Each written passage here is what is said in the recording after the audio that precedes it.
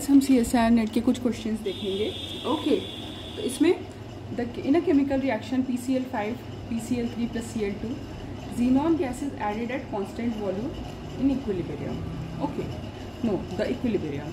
ठीक है, तो इसमें क्या होता है, will not change amount of reactant and product. Constant volume पे जब ऐड होता है ना जीनॉन मतलब आइडियल गैस, तो कोई चेंज नहीं होता है, कोई फ़र्क नहीं पड़ता है। ठीक है, दूसरा हम लोग देखेंगे the temperature dependence of a reaction is given by K is equals to AT² exponential minus E0RT। ठीक है, इसको हम लोग कैसे सॉल्व करेंगे, वैन टॉफ इक्वेशन को भी यूज़ करेंगे और आर्हीनियस इक्वेशन को भी यूज़ करेंगे। ठीक है, ये देखिए, ये एक तरह का फॉर्म ही है ना आर्हीनियस इक्वेशन का। K इज इक्वल्स टू क्या होता है इसमें, K is equals to AE minus EA/RT। और इसके अलावा हम वैन टॉफ इक्वेशन यूज़ करेंगे। वैन टॉफ इक्वेशन से हम लोग इसको डिफ्रेंशिएट कर लेंगे। देखिए, हमने ये सॉल्व करके रखा है। ओके, अब इसमें देखिए क्या होगा, हम लोग K is equals to AT², ये क्वेश्चन में ही दिया है। ठीक है, और वैन टॉफ इक्वेशन ये होता है, ये देखिए, ये होता है वैन टॉफ इक्वेशन।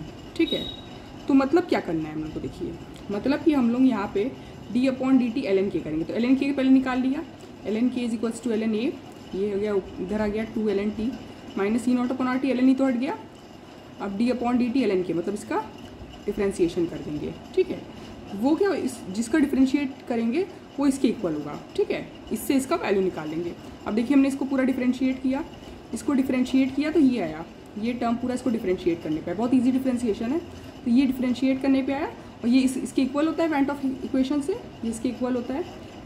ठीक है, तो इसलिए ये के टर्म्स में हम लोग को आंसर चाहिए।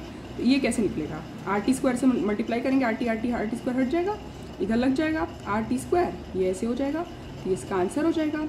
हम ये पूरा लिख के दिखा सकते थे पर उसमें वीडियो लंबा बनेगा, तो हमने सोचा कि हम पहले से लिख देते हैं।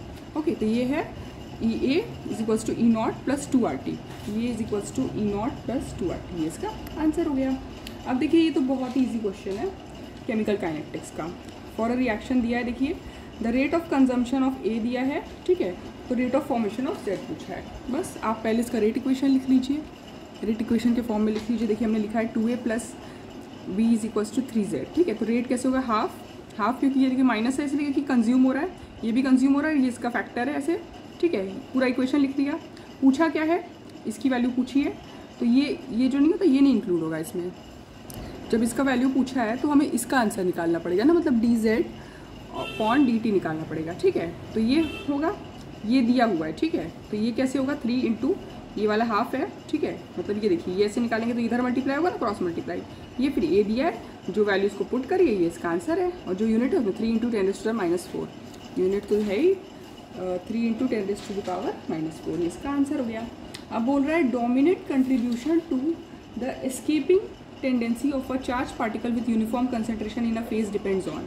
ठीक है, ये बेसिकली देखिए इलेक्ट्रोकेमिस्ट्री का क्वेश्चन है। अब आप देखिए, हमने यहाँ पे इक्वेशन लिख रखा है जो गवर्न करेगा इसको। ठीक है, अब देखिए, ये μZi, ये इलेक्ट्रोकेमिकल पोटेंशियल है, ये केमिकल पोटेंशियल है, ये इलेक्ट्रिकल पोटेंशियल है, इसको ये गवर्न करता है। ठीक है, अगर इलेक्ट्रॉन के लिए बोला तो यहाँ नेगेटिव हो जाएगा, ये नेगेटिव होगा, मतलब क्या है कि इससे ये माइनस हो रहा है ना, तो ये छोटा ये बड़ा है।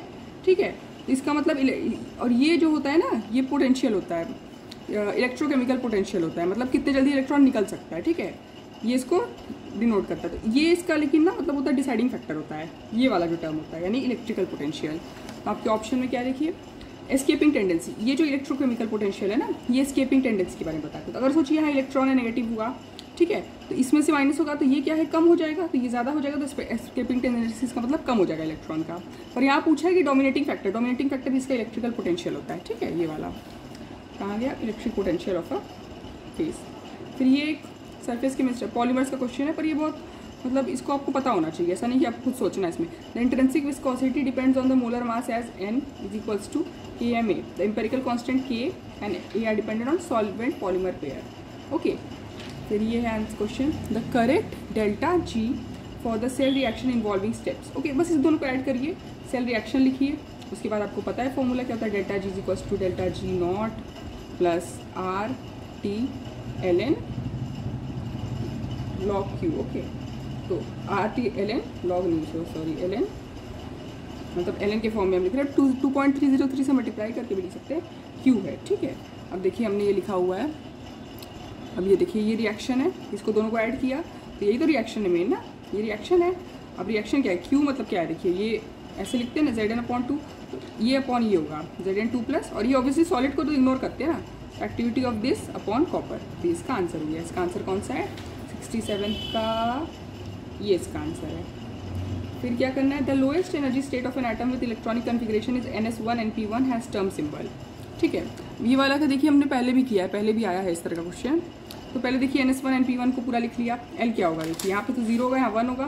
L क्या है, P हो गया। P तो ऐसे सारे ऑप्शन में है। ठीक है, half half half half 1, 2s+1 3, मतलब P 3। L माइनस है क्योंकि हाफ है, L हाफ है, अरे हाफ नहीं, हाफ से कम है, तो 1 - 1 0, 3P 0। देखिए ऑप्शन में है 3P 0, ये इसका आंसर हो गया। ओके, इसके अलावा एक और क्वेश्चन देख लेते हैं। वैसे ये हम लोग स्कूल से पढ़ रहे हैं। The packing factor and number of atomic sites per unit cell of FCC 74% इसका पैकिंग फैक्टर है ये, और फ्रैक्शन कितना 74%, 0.74 पैकिंग फैक्टर है। ओके, और N = 4 होता है FCC का। ये तो हम बचपन से पढ़ रहे हैं। Okay, thank you.